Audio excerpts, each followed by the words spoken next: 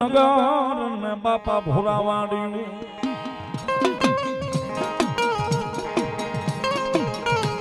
એની ફરતો મુંડાવ્યો મારા વિરાન લઈ ખેતલા બોલ્યો ગઢ ને કોટ લઈ મલા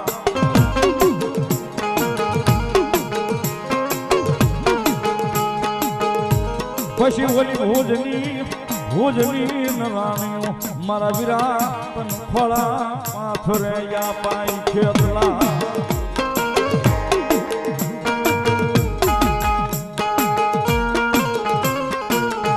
પછી ફડાવે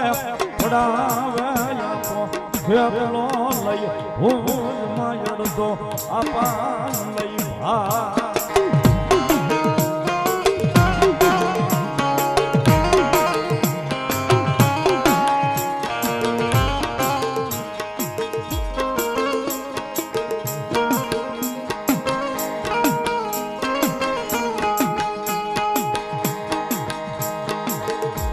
ભોળામાં ખીસડીને તલવટનો પીડો રાજા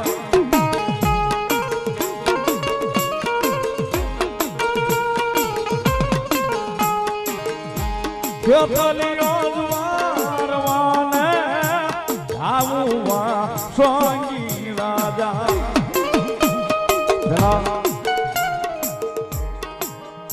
વર્ષો પહેલા સાહેબ આજે માણાની પાસે સમય નથી.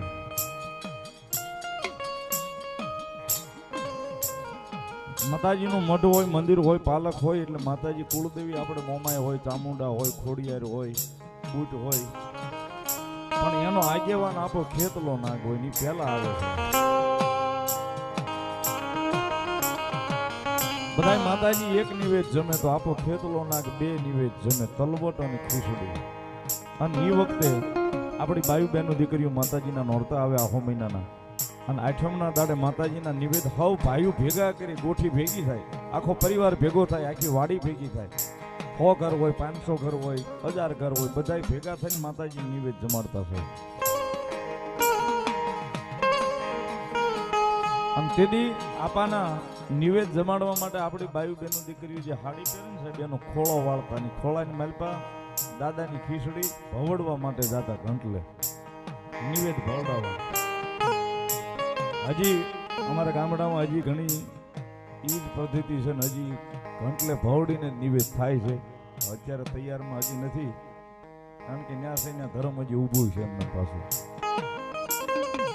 હાથે ભવડી અને જે ભાવથી ભવડતા ને સાહેબ જે હાથમાં, તેથી આપાના જીલણિયા ગવાતા છે. ભોળામાં ખીસડીને તલવટનો પીડો રાજા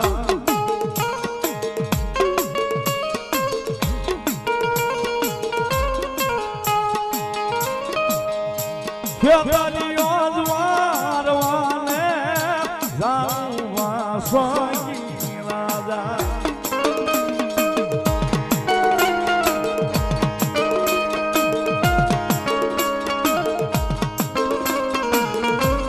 પરિવારમાં કોઈ ઝાડવું હુકાતું હોય ને સાહેબ, કોઈ બાઈ હુકાતી હોય કે એને 10-15 વર્ષના વાણા વૈયા ગયા હોય, શરીમત ન આવતું હોય, બધી બાયું ભેગી થઈને એમ કે તું આપાના નિવેદ ભવડે, આવતા વર્ષે આઠમ આવે તો કઈક લીલું કરે આપા.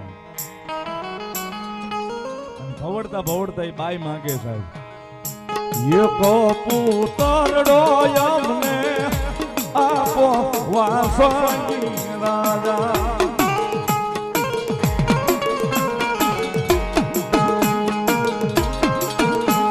અને ભવડતા ભવડતા એમાં એનું દુઃખ ગાય સાહેબ. આ એક એક કડીમાં મરમ પડ્યું છે.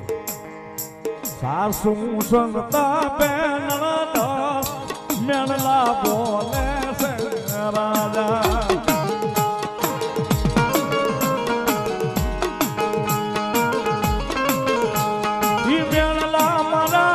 સોહન નો હાય રે વાસંગી રાજા.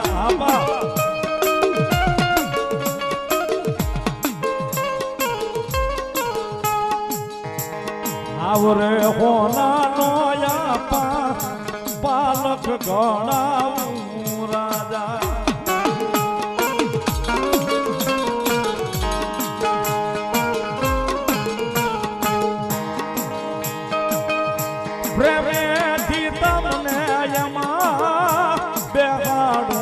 સોંગી રાજા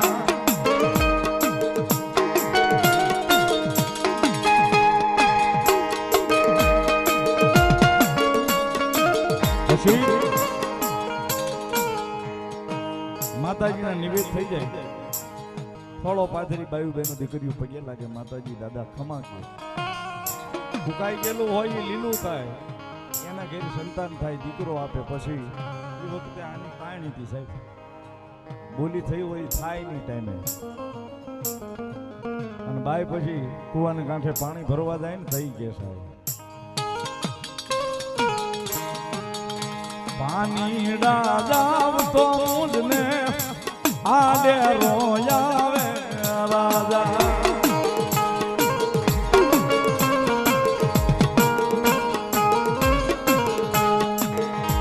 સરવરીએ બેડલા મારા રોગમાં સોંગી રાજા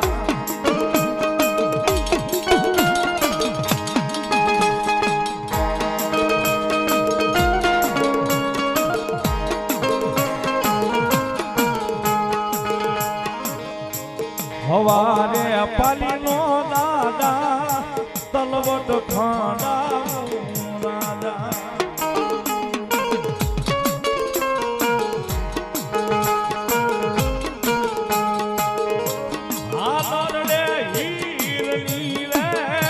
તોરી ગૂંથા